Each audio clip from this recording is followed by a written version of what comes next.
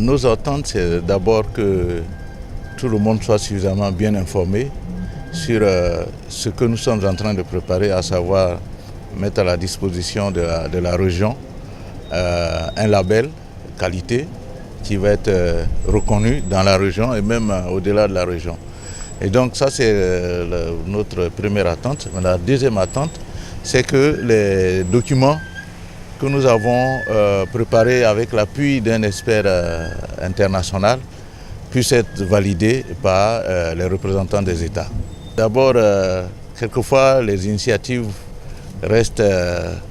mettent du temps à sortir.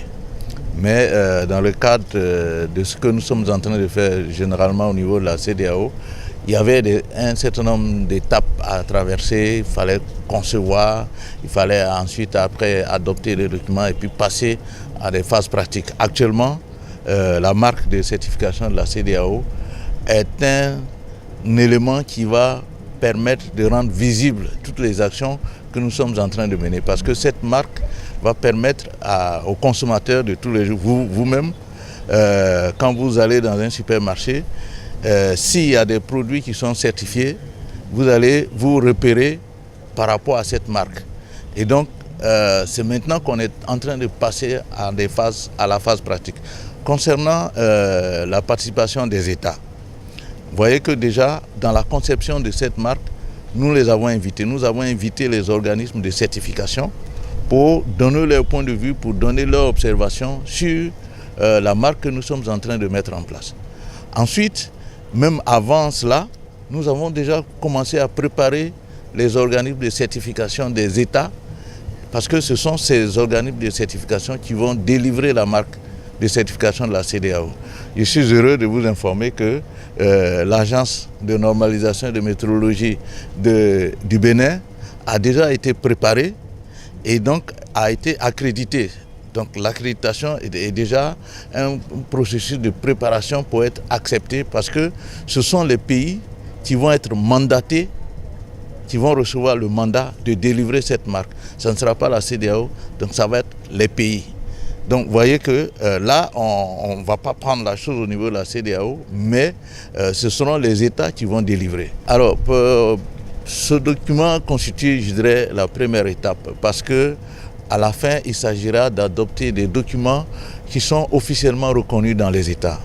La CEDEAO a mis en place un comité qui s'appelle Comité communautaire de conformité, d'évaluation de la conformité, qui a été mise en place et qui est composé d'un certain nombre de pays, de pratiquement tous les pays. Donc c'est un travail qui est en train d'être fait et le Conseil des ministres a donné mandat à ce comité de valider les documents qui vont être préparés. Donc après cette étape, nous allons soumettre le document au comité de certification qui va le valider. Après la validation, nous allons concevoir le logo de la marque.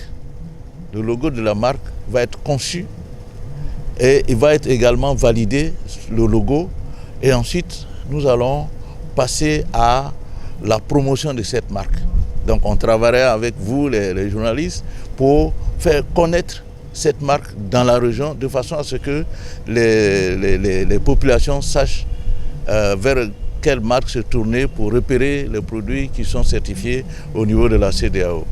Maintenant, après cela, tout le processus sera en place et on va enclencher le dernier élément qui va consister à mandater, c'est-à-dire déléguer des organismes nationaux de certification de nos États pour pouvoir délivrer cette marque. Par exemple, on va recevoir la demande de l'ANM en tant qu'organisme qui va être habilité à délivrer le certificat dans les pays, et ce serait parti comme ça. À la fin, ce seront les entreprises qui vont demander aux organismes mandatés pour pouvoir délivrer la marque. Moi, je pense même que d'ici 3 mois, ça sera sur le marché.